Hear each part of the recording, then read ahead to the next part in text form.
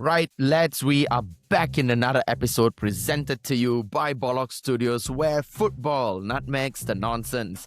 Wow, a very exciting week. Some would be, celebrating a pretty big statement win between Manchester United and Liverpool. But not just that, yeah. I would like to think some degree of redemption for Newcastle. A very good win, considering how pretty consistent, I would say, Brighton has been. But yeah, it is what it is, yeah. So we'll be covering some topics on Newcastle against Brighton and of course Kuhan.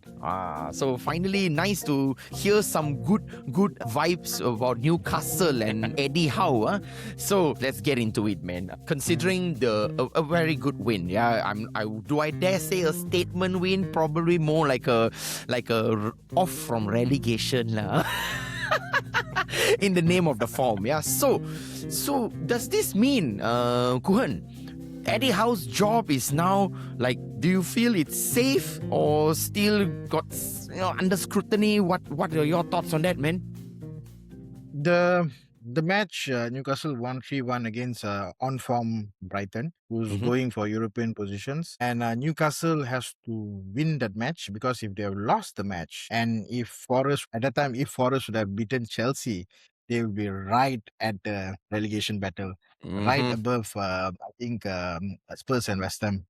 So this was the fear, and Eddie Howe started with his trusted players, where having Dan Burn, Big Dan Burn as left back against Ite, which is their Newcastle former player who now played for Newcastle, but that's another story. And they won, not so comfortably, but enough to get the win. The owners were there to have the meeting to decide on the future, and the grapevine is telling via Ornstein, or David Ornstein, the journalist, that Eddie Howe job is safe and it's good to continue until next season, and no repeat of this season should ever happen again. So that was the census. Having said that, the fans in the stadium were shouting his name, Eddie Howe, Eddie Howe. But the online Newcastle fan and podcasters, they were not happy at all.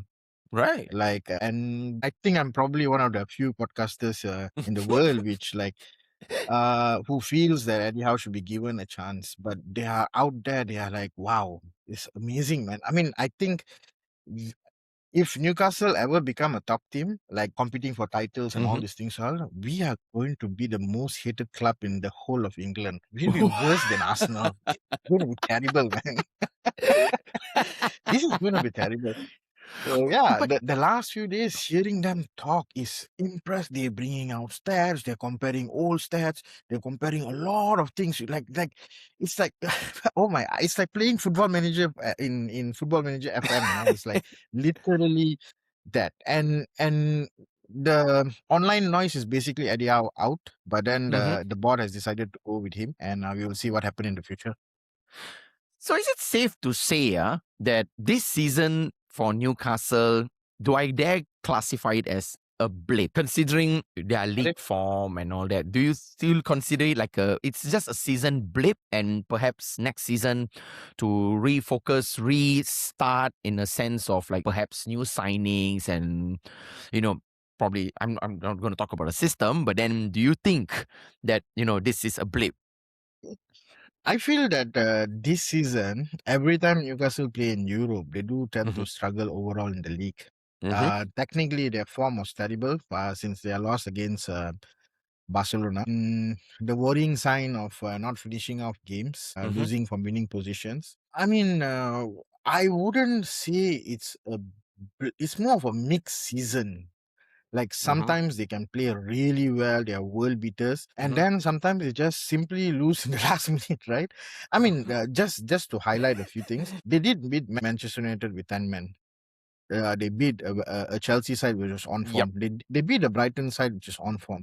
They beat City as well this season in the league. So they are. I mean, these are all big teams. So now, what about the small teams where they struggle? They lost against Sunderland twice, and they lost against City in all the cup competitions. So there is a problem there. So it's like they're not there, but they're still there. So technically, they're still in European contention. Technically, on numbers wise. Yep. But they were also almost could have slipped into a relegation battle last weekend.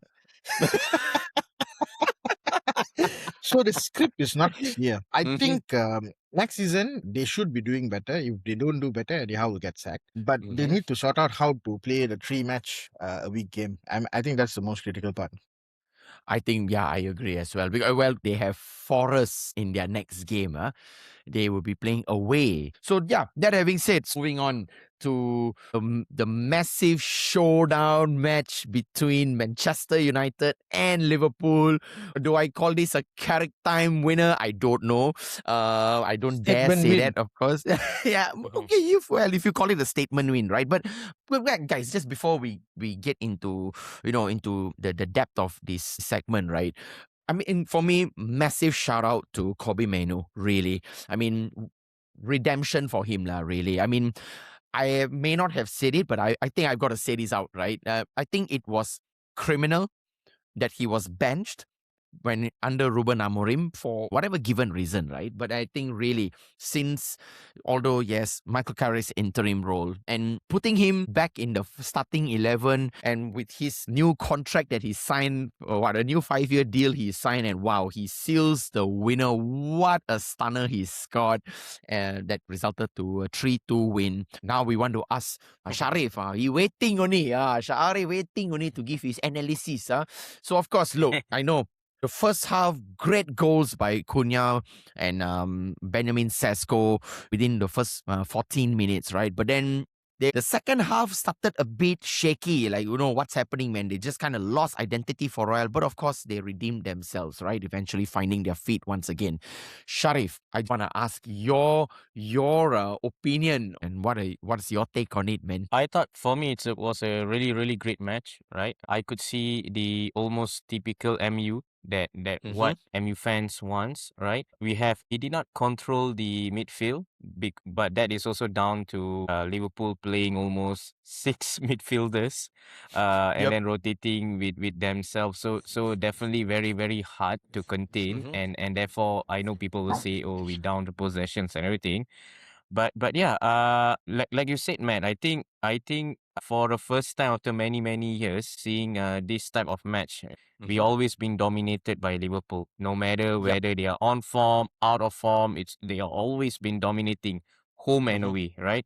But for the first time, at least for me, I don't feel danger. I don't feel any danger from Liverpool at all. The two goals were definitely self-inflicted, the typical Yep. Man United way, Yep. right? And Ahmad make a mistake, and then again we had a keeper howler again. I feel it was a little bit rushed. The back pass, and then how we built from the back, right? Where Gakpo scores the goal, right? From just a pinpoint pass back to Szoboszlai, and then Szoboszlai back Yep. to Gakpo. But other than Yep. that, I don't see anything Liverpool coming in, right? I do see Man United succumb to pressure, right? And Yep. I've been saying this many, many times, the fragile mentality with the players, right? But it's good. It's good. Like you mentioned as well, I would not say Mainu alone, but I guess maybe Diogo Dalot got it. I think he better. Maybe he's the next Gary Neville for Portuguese. He knows how to talk lah. But he does not talk well in the field. I mean, again, he missed a sitter in front, right? He Ayo, did that mention one I know. he did mention a post-match reaction, right? Yep. One he did told that, which is I find it very interesting. He said that the old way of us will succumb to the pressure, and then give up or throw in a towel or feel the pressure. But Yep. this time we felt no. This is not going to be the same way where we going to end with draw or lost the game much more worse, right? But yeah, I could see goal will be coming in. I do see it's a winnable game, right? So now the question is what's next, right? I know a Yep. lot of the script is Carrick is the next manager, but I do feel that's the positive, right? The down part though I see is the decision making from Carrick is nowhere near, right? I don't feel the Yep. Sesko needs to be come out. I don't feel suddenly he was switching to 4-4-2, right? And then maybe later I do understand playing a back five, but we've seen this many many times with the games. He tried to change something, but then it should not be done that way, right? And that's a lot of question mark on his decision making. So I always say, it's not about the next manager. It's about where Ineos wants to bring to the club. Now we are back in Champions League, right? I know you're celebrating, man. I do not want us to go back to Champions League and then end up number 15 again, or end up much Exactly. more worse. So yeah, investment needs to be made. But I think the narrative need to be asked is, what's the investment in? Because if we don't see any big investment, if we don't see any replacement for Casemiro, if we don't see any more backup to the defense, more backup to the midfield. Right now, we are only playing two midfields that can be played.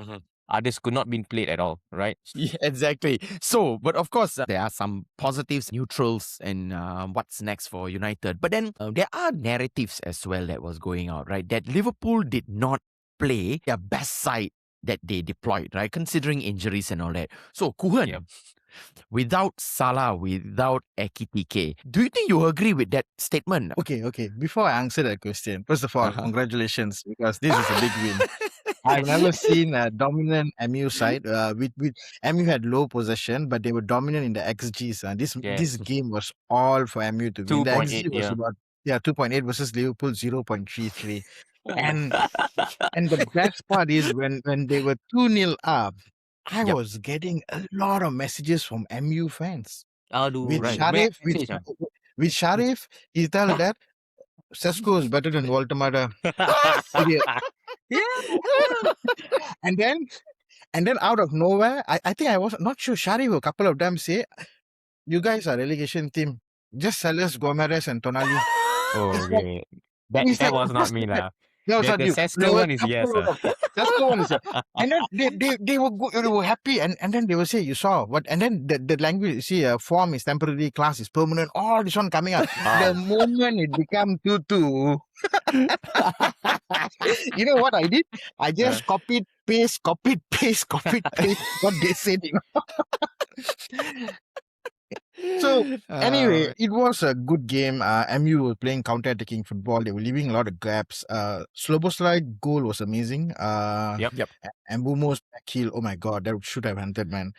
So yeah, that's a really big. But to put context to the game, as you were mentioning, first of all, Liverpool were playing with their third or fourth choice goalkeeper, Freddie Woodman. Do you realize that? Yep. Yes, I'm aware. Yep. So, and Frimpong, you don't know whether it's a right back, wing back, or winger, or inside forward. She's one of the worst players I've ever seen for Liverpool in the longest time. Liverpool's right back was Curtis Jones, which, I mean, it's not a natural right back. More importantly, no Salah, no Ekitike. And we need to point out this part as well. When you was talking about no Salah, no Ekitike, you did not even mention there was no Isaac. Why, Matt? I also was asking that. I was waiting for that. So in this context, though MU won the match, this is the best time to play Liverpool to beat them, because they are poor side now with everything which is going on.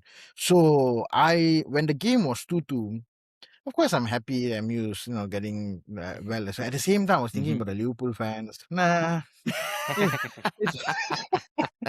So I think overall, you could see towards the last minute and everything, you could see Casemiro getting really tired towards the 80th minute. There is a lot of weakness that MU needs to handle in the future, like what Shariff is telling. But we need to enjoy the moments. Winning against Liverpool is a big deal. So yeah, I'm glad that game happened. And just to add, we also have our own Frimpong as well, Patrick Dorgu. I don't know where to play him. I mean, give the guy a break, man. He just came back after injury, lah. So I think, if you're playing 20 games, one game because you score, no. But I got to say, there are certain players that I feel will not shine under the new system. One is Patrick Dorgu, and I do feel maybe a big statement, maybe it's something that I want our viewers to can comment on. Right? I don't think Amad Diallo is going to fit into this new system. Maybe I think he might be okay if Carrick or I don't know the staff could able to convert him to a right back position, because clearly he played better as a right wing back. Right, we've seen good managers, right, like Ancelotti convert Lucas Vazquez to a right back, and O'Reilly, right? O'Reilly as well. I think Kuhan, you need to mention what was the youngster name? He was playing a winger for Newcastle and become right back. Louis Miley. Mile. Yes, Louis exactly. my. So I want to see how the man management from Carrick. Mm-hmm. I mean, it's almost certain he is the future manager, right? But Mm-hmm. this type of games, right? Oh, sorry, this type of profiling players, right? We've seen also Alex Ferguson converting a lot of his wingers into a fullback position, his Mm-hmm. defensive midfield into a Mm-hmm. center back, Mm-hmm. and for a permanent and not just for a temporary fix, right? And Yep. and and and they excel it. And I do have a feeling maybe Ahmad Diallo will be better positioned as a right back. Mm-hmm. So these type of players need to be managed. And like yeah, like I'm excited to see what Carrick has to manage this type of players, because if he couldn't, then he's just buying to the narrative that I always been thinking this is going to be Ole Gunnar 2.0, right? But I think, I mean, give credit when due as well, right? Since Carrick's, interim role, he has beaten majority of the top sides, right? I mean, Yeah. what a timing he took the job. He faced Arsenal, he faced City, and just over the weekend against Liverpool, he has even beaten. At that time, he beat Aston Villa as well when I think they were above United at that time. They even beat Chelsea as well. So I think I should ask you, Kuhan, a statement win, or is this just another one of performance? And then boom, we go 2 steps behind. It's not a statement win, although I just like making you all happy Mm-hmm. and saying it earlier is a statement win. And the reason why I say the reason the reason why I say that it's not a statement win, Mm-hmm. because in reality, United is not challenging for titles. I agree. Agreed. That's Yep. the first point, and they are not beating a title rival.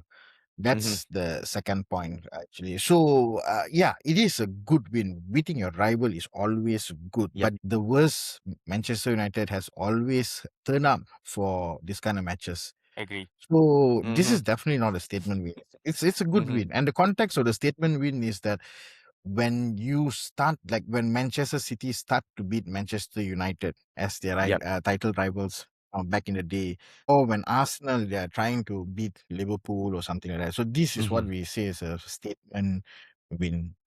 Right. Yeah, Right. Okay. and just to Fair add point. that, I Mm. think it is yes, we live in in the moments and everything, but let's not stuck in there. And that's what Man Mm-hmm. United fan base are, right?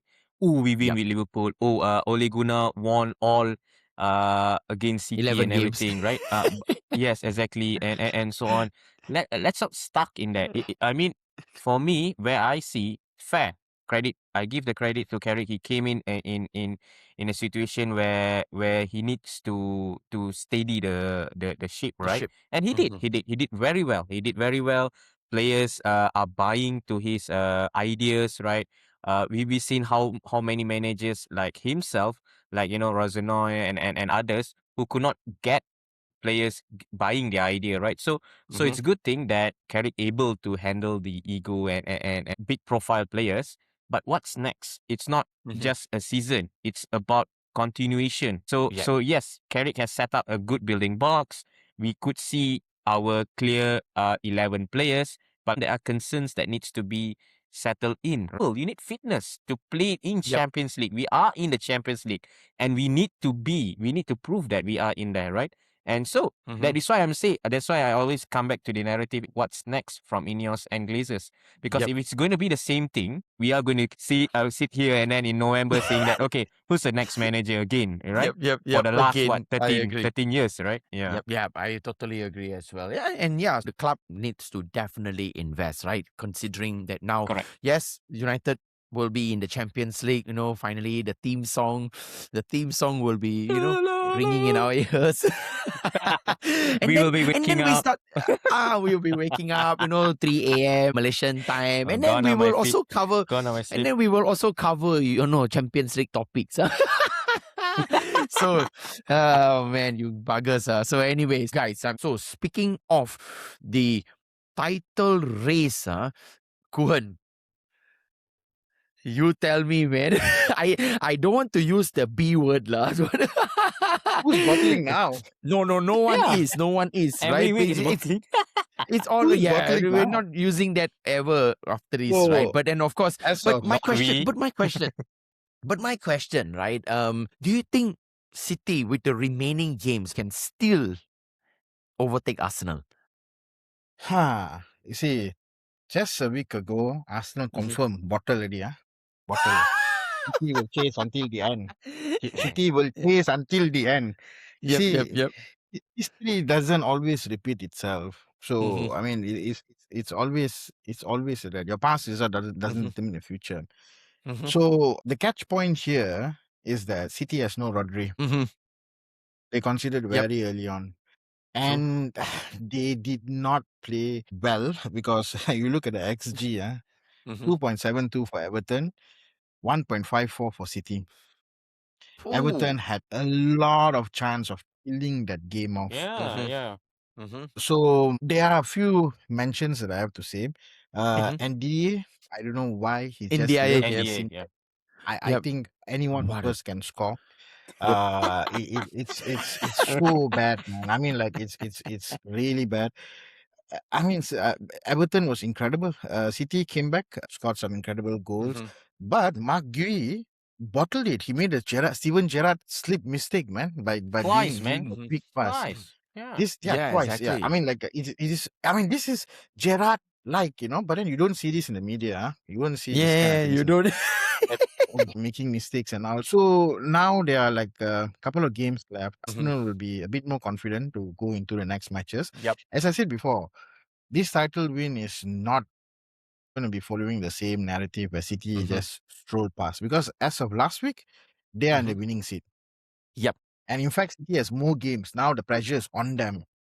Yep. So yeah, that's Okay. that's my take on it at least. Right. Right. So Sharif, of course, the remaining games between Arsenal and City, respectively, right? Who, in your opinion, has the a bit more easier run? Look, I think I mentioned is, and I don't agree the couple of weeks ago when Arsenal lost to Mm-hmm. Bournemouth. Oh, Yep. bottle or the league has Yep. been lost and everything, right?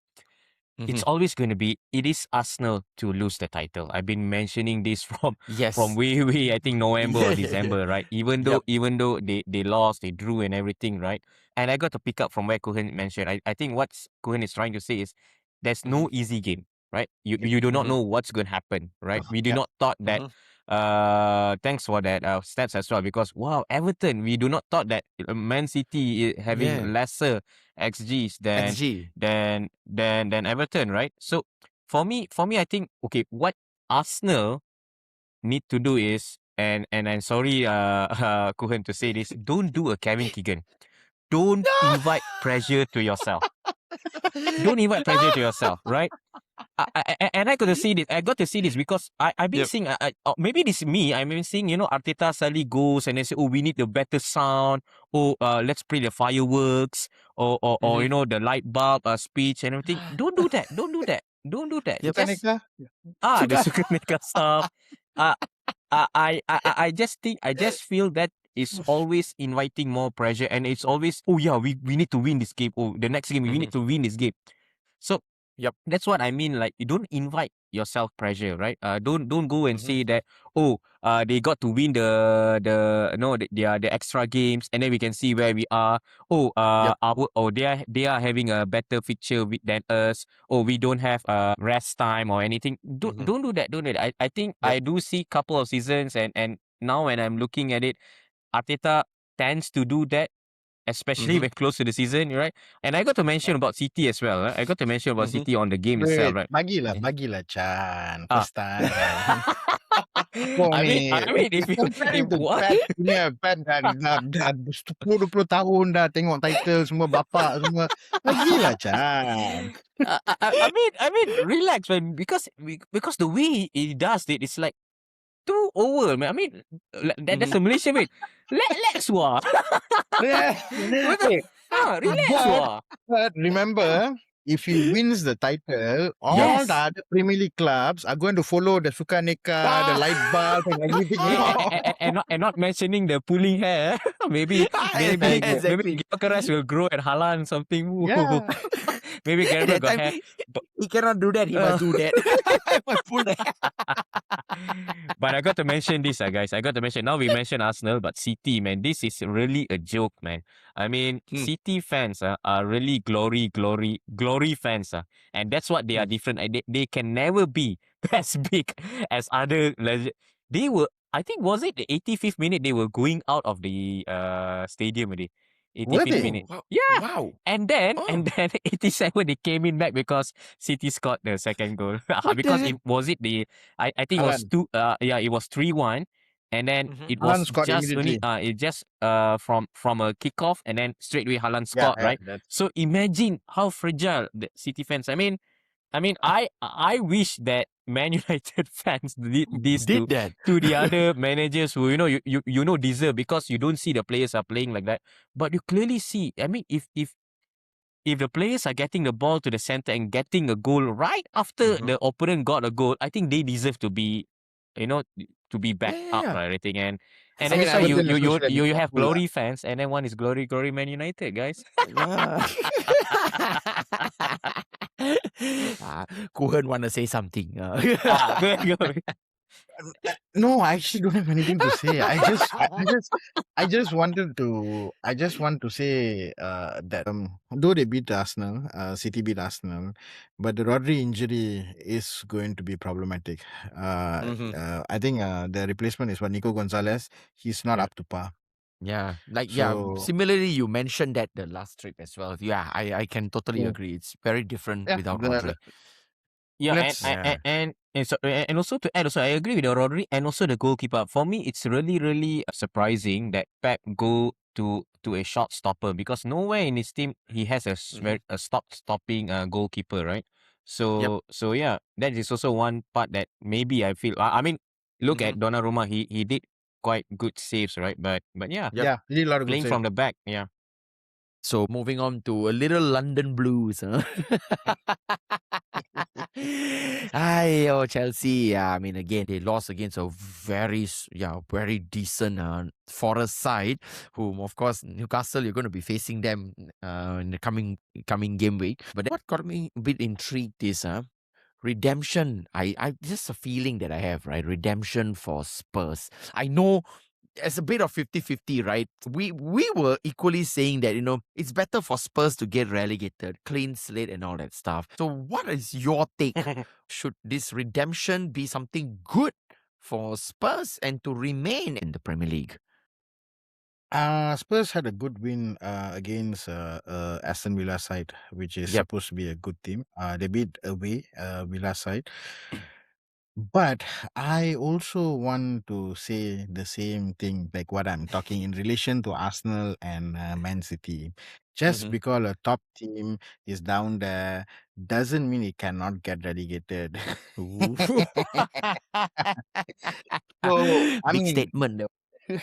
yeah. I mean, this Yeah, is but a it's team true. which is very low of confidence. They won Yep. their last two games with Deserby, Yep. and we have to see what happens. At the same time, West Ham, being West Ham, they have been like this for the last 3, 4, 5, 6, 7, 8 seasons, except for Yep. winning the Conference League. So they are comfortable being there. So let's see what happens. Actually, I still feel that it would be lovely for Spurs to go down. I mean, it is nice to show such a big club can go down. So it will Yep. fuel the hope as well. Let's put it this way: with MU's trajectory and any wrong mistake, it can happen as well for any club for that matter of fact. So I think I want to see Spurs go down, but so far they've been doing well for the last two games. So let's see what Yep. happens because it's very tight.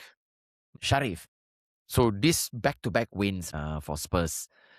Resurgence, a real resurgence, a start to something new. Definitely a start to something new. We've been touching to with Deserby, right? I mean, it's a magnificent signing, but I think we also agreed that he's not a manager who comes in and to go into a relegation battle. So yeah, they have next Leeds, and I guess yeah, this will be a very interesting relegation battle Oh between. I'm yes, looking at yep. Palace as well. Leeds. Actually, a lot of them are in need. Actually, Correct. Yeah. the cutoff And is anything below Newcastle. Newcastle exactly. all From if I right. You're right. From the 13th position, which is Newcastle is right now, right, and up until to West Ham. So anyone I who wins the just game, anyone who lost their game, that's it. They can come just want tumbling to down. add So yeah. So the next coming games are very, very crucial. But talking about Chelsea, what is this? Kuhan. relegation form.